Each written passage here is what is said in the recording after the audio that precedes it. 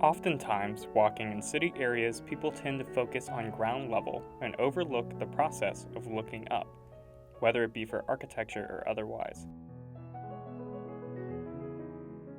Roosting on top of the public service building in downtown Asheville, North Carolina, sits some of the remaining Ashevillean pigeons. In the Columbidae bird family, there are over 300 types of wild pigeons and doves.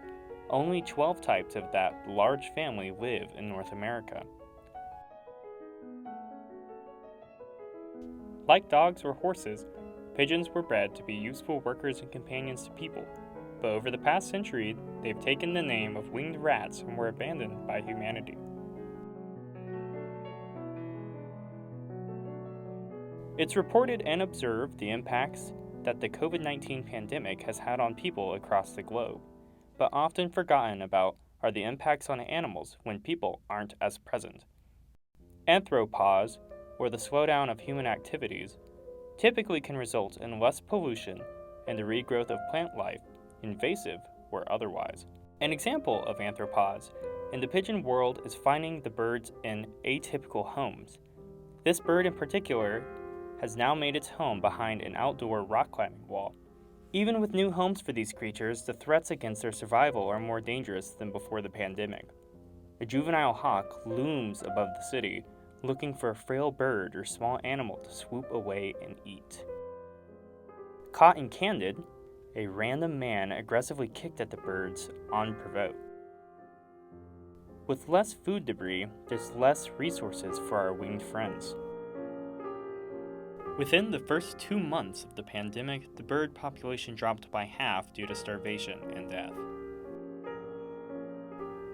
Breeding season for pigeons takes place in both the spring and fall.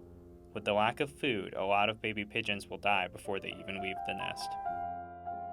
The change in human activities in cities has also impacted what city-dwelling animals eat. Pigeons are herbivores by nature, eating seeds and grain. It is considered unnatural for pigeons to eat meat, but as you can see, these pigeons are hungry enough to not pass up on discarded fried chicken left on the street. Eating the chicken prevents the pigeons from dying, a painful and prolonged death from starvation. Even against the odds, pigeons are resilient scavengers and rummage through people's litter to find meager crumbs that improve their chances of survival. The remaining survivors in Asheville and otherwise will be enduring the remainder of the pandemic, hopefully making it to the other side. The scale of this gradual mass extinction event supersedes just the metropolitan birds. In the state of North Carolina alone, there are 389 species of birds on the brink of extinction. Outside of the pandemic and the loss of resources, it's estimated that up to 1 billion birds die from colliding with windows each year. The human impact in North Carolina is slowly taking its toll on the region's avifauna, and only by taking the steps and initiative to protect the birds will we ensure their ultimate survival.